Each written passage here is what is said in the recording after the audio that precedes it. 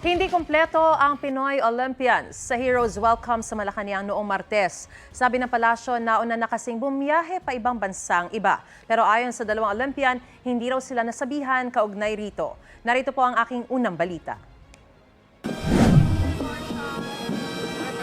Mula sa paglapag ng kanilang chartered flight hanggang sa inihandang programa at pamimigay ng cash incentives sa Malacanang, grande ang salubong sa pag-uwi ng mga atleta mula sa 2024 Paris Olympics. Pero hindi kumpleto ang Pinoy contingent. Nang tanungin ng ilang netizen kung bakit wala roon ang ilang Olympian, sagot ng gymnast na si Aliyah Finnegan, hindi sila nasabihan tungkol sa event. Sa hiwalay na tanong, sumagot ang gymnast na si Emma Malabuyo na gusto niyang magpunta pero hindi raw sinabi sa kanya ang tungkol sa event. Sinikap ng GMA Integrated News na makuna ng pahayag ang mga atleta sa pamamagitan ng text, tawag at maging ng asosasyong kanilang kinabibilangan pero wala pa silang tugon. Wala rin sa Malacanang ang golfer na si Dottie Ardina na dating nagpahayag ng saloobin sa social media tungkol sa kawalan ng uniform para suotin sa kompetisyon. Ayon sa palasyo at sa Philippine Olympic Committee, 5 atleta ang hindi nakasama sa biyahe pabalik ng Pilipinas dahil may naunang flight na sila patungo sa ibang bansa. Wala raw kaugnayan nito sa anumang issue. We were told that Miss Bianca Pagdanganan will be in Scotland. And then for a competition, si Ma'am Dottie Ardina naman will be in the US. Plus the 3 gymnasts, si Miss Aliyah Finnegan, Miss Levy Rivivor, and Miss Emma Malabuyo naman, we were told that they will be in the US. Yung NSA na lang nila mag-explain doon. Wala naman kaming, ang alam kasi namin, umalis na sila ng maaga.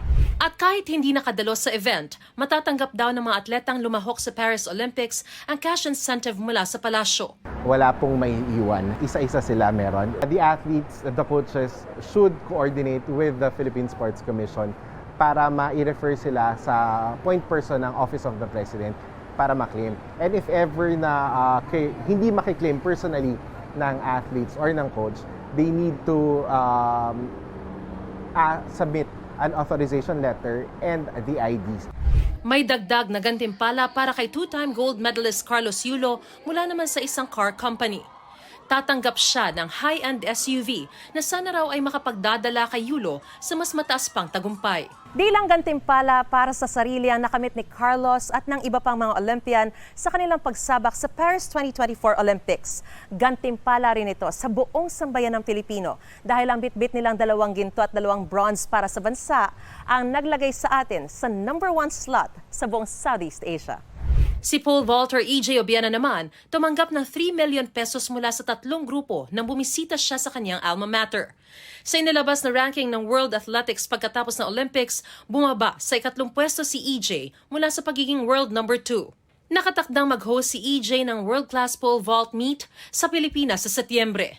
Kasama sa mga plano imbitahan ng Olympic gold medalist at world number 1 na si Armand Duplantis. Kahanda naman ang Heroes Welcome ang LGU sa Santa Cruz, Davao del Sur para kay Olympic bronze medalist Nesty Petesio sa August 22.